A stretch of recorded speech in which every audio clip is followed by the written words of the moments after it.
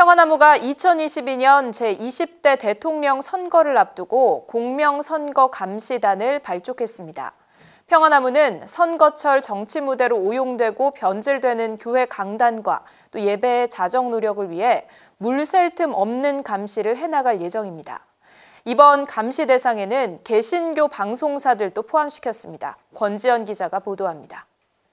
2022년 대통령 선거를 앞두고 평화나무 공명선거 감시단이 발족했습니다. 이날 발족식에는 교회개혁실천연대 남호성 목사와 한빛교회 홍승헌 목사가 참석해 축사와 격려를 나눴습니다. 부끄럽게도 한국 역사 속에서 불법 선거가 정말 많이 있었죠. 과거처럼 어떤 폭력적이거나 누가 봐도 비상식적인 그런 불법 선거도 있었지만 최근 들어서는 대단히 그 불법이 교묘화되고 있는 것을 우리가 알고 있습니다.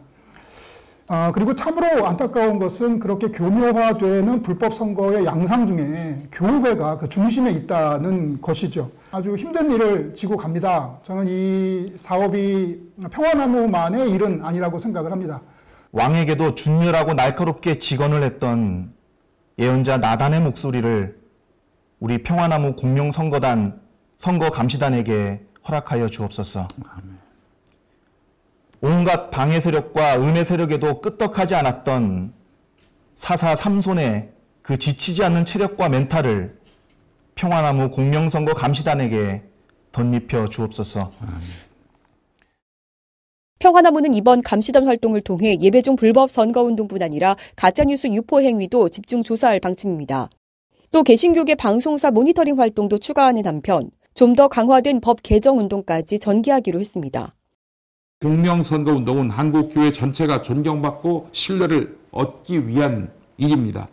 교인이 이탈하고 교회가 사회 지탄받는 이런 공멸의 상황을 이제는 반전시킬 때입니다. 평화나무는 공명선거 감시활동으로서 한국교회에 이바지하겠습니다. 한편 선거철 정치 무대로 오용, 변질되는 한국교회 강단의 문제가 얼마나 심각한지는 많은 개신교인들이 공감하는 상황. 지난 21대 국회의원 선거를 앞두고 평화나무가 실시한 기독교인의 공명선거에 대한 인식조사 설문에 따르면 교인 10명 중 9명은 예배 시간 목사나 중직자가 특정 정당과 후보에 대해 언급하는 것을 부적절하다고 봤습니다. 또 10명 중 3명가량은 과거 또는 현재 예배 시간 목사나 중직자의 특정 정당 또는 후보 언급에 영향을 받은 적이 있거나 현재 받고 있다고 답했습니다. 한편 지난 4.15 총선을 앞두고 노골적으로 특정 정당 지지를 호소한 혐의로 평화나무로부터 고발돼 재판에 넘겨진 서울 송파구 소재 이아무개 목사에게 22일 최종 유죄가 선고됐습니다. 평화나무 뉴스 권지연입니다.